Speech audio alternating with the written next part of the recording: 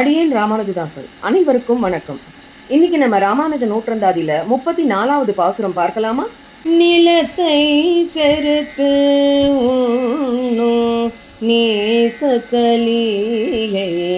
நினைப்பறிய பலத்தை செருத்தும் பிறங்கியதில்லை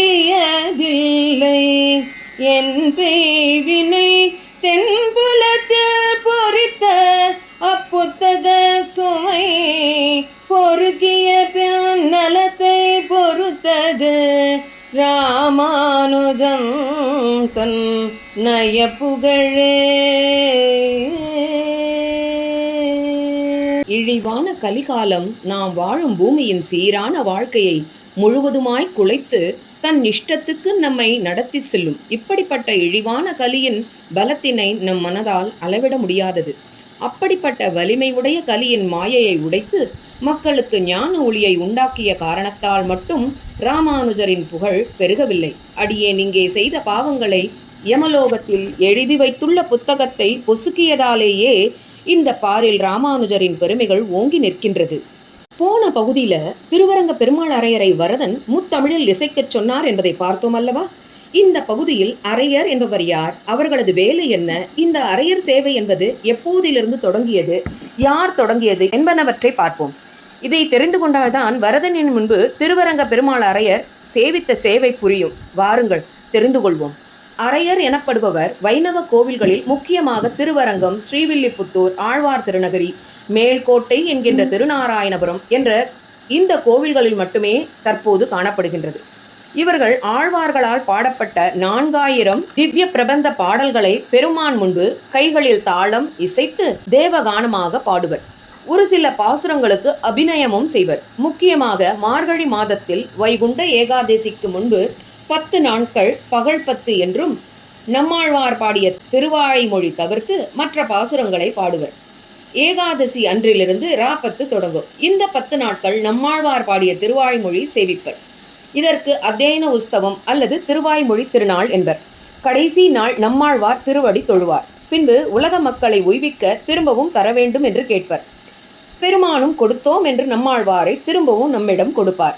மறுநாள் இயற்பா சாற்றுமுறையுடன் உற்சவம் முடியும். சரி, இது எதனால் ஏற்பட்டது, எப்பொழுது ஏற்பட்டது, யாரால் ஏற்பட்டது என்பதை பார்ப்போமா? வாருங்கள். திருமங்கை ஆழ்வார் தான் கடைக்குட்டி ஆழ்வார் என்பது எல்லாருக்கும் தெரிந்தது. ஒருமுறை இவ்வாழ்வார் திருவரங்க பெருமான் முன்பு பாசுரங்களை பாடியபோது எம்பெருமான்மை மறந்து கேட்டுக்கொண்டிருந்தாராம். ஆழ்வார் பாடி முடித்த பின் பெருமான் மிகவும் புகழ்ந்தாராம். பாடலின் இனிமை கேட்க கேட்க திகட்டாததாக இருப்பதாக சொன்னாராம். அப்பொழுது ஆழ்வார் பெருமானிடம், தாங்கள் வடமொழி வேதம் கேட்பதில் விருப்பம் உடையவர் என்பது தெரியும். இனி மார்கழி மாதம் சுக்லபக்ஷம், அதாவது அமாவாசை கழித்து வரும் ஏகாதசி தொடங்கி நம்மாழ்வார் பாடிய திராவிட வேதத்தையும் நீ கேட்க வேண்டும் என்றாராம். அரங்கனும் அப்படியே ஆகட்டும் என்று அருள் கூர்ந்தானாம். திருக்குறுகூரிலிருந்து நம்மாழ்வாரின் விக்கிரகம் திருவரங்கத்திற்கு எழுந்தருளினார். நம்ம மனுஷா சொல்ற மாதிரி பெருமாள், ஆழ்வார், ஆச்சாரியன் இவர்களை வந்தார் என்று சொல்லக்கூடாது. அது மதிப்பு குறைவு. அதனால எழுந்தருளினார் என்றே சொல்ல வேண்டும். ஆழ்வாரின் முன்பாக ஆழ்வார் பாடிய பாசுரங்களை சேவிக்கும் முறை அப்போதிருந்துதான் திருமங்கை ஆழ்வாரால் தொடங்கப்பட்டது. எம்பெருமானின் முன்பு, அதாவது நம்பெருமாள் முன்பாக ஆழ்வாரின் நம்மாழ்வார் விக்கிரகத்தை எழுந்தருளினா இல்லையா, அந்த ஆழ்வாரையும் வச்சுண்டு ஆழ்வார் பாடிய பாசுரங்களை சேவிக்கும் முறை அப்போதிருந்துதான் திருமங்கை ஆழ்வாரால் தொடங்கப்பட்டது. அப்போதிருந்து ஒவ்வொரு வருடமும் நம்மாழ்வார் ஆழ்வார் திருநகரியிலிருந்து திருவரங்கம் எழுந்தருள்வார். காலப்போக்கில் அனைத்தும் மறைந்துவிட்டது. ஆழ்வார் பாசுரங்கள் அனைத்தும் காணாமல் போனது. பின்பு நாதமுனிகள் காலத்தில் தான் சுமார் 8ஆம் நூற்றாண்டு அல்லது 9ஆம் நூற்றாண்டு வரை இருக்கும். இன்றைக்கு சுமார் 1500 வருடங்களுக்கு முன்பாக இருக்கலாம். அவர் காலத்தில்தான் நாதமுனிகள் நம்மாழ்வாரிடமிருந்து 12 ஆழ்வார்கள் பாடிய 4000 பாசுரங்களையும் பெற்றுக்கொண்டார். அதன் பின்பு அவற்றிற்கு தேவகானத்தில் இசை கூட்டி தாளத்தில் அமைத்து, தேவகானங்கிறது பண்ணுல இசை கூட்டுறது, தாளத்தில் அமைத்து கார்த்திகை மாதம் கார்த்திகை அன்று அன்னைக்கு தான் திருமங்கை ஆழ்வாரோட அவதார நாள். நம்மெல்லாம் நம்மளோட பர்த்டேன்னு சொல்கிறோம் இல்லையா? பெருமானுக்கும் ஆழ்வார் ஆச்சாரியர்களோட பிறந்த நாளை நம்ம பிறந்த நாள்னு சொல்லக்கூடாது, அவதார தினம் அல்லது திருநக்ஷத்திரம் அப்படின்னு சொல்லணும். அது மாதிரி இங்கே திருமங்கை ஆழ்வாரோட அவதார தினம் கார்த்திகை மாதம் கார்த்திகை நாள். அவர் பாடிய திருநெடுந்தாண்டகம் அரங்கன் முன் பாடவும், மார்கழியில் திருவாய்மொழி திருநாளான முன்புள்ள சுக்லபக்ஷ பிரதமை தொடங்கி மற்றைய ஆழ்வார்களின் பாசுரங்கள் சேவிப்பதும், ஏகாதசி தொடங்கி திருவாய்மொழி சேவிப்பதும் என்று ஆரம்பிக்கப்பட்டது. நாதமுனிகள் தான் இதை முறையா அத்தியன உஸ்தவம் 20 நாள், அதாவது சுக்லபக்ஷத்துலேருந்து அந்த அமாவாசை கழித்து வர பிரதமையிலேருந்து ஆரம்பித்து அந்த ஏகாதசி சுக்லபக்ஷ ஏகாதசிலேருந்து ராப்பத்து உஸ்தவம் அப்படின்னு ஆரம்பிக்கும்.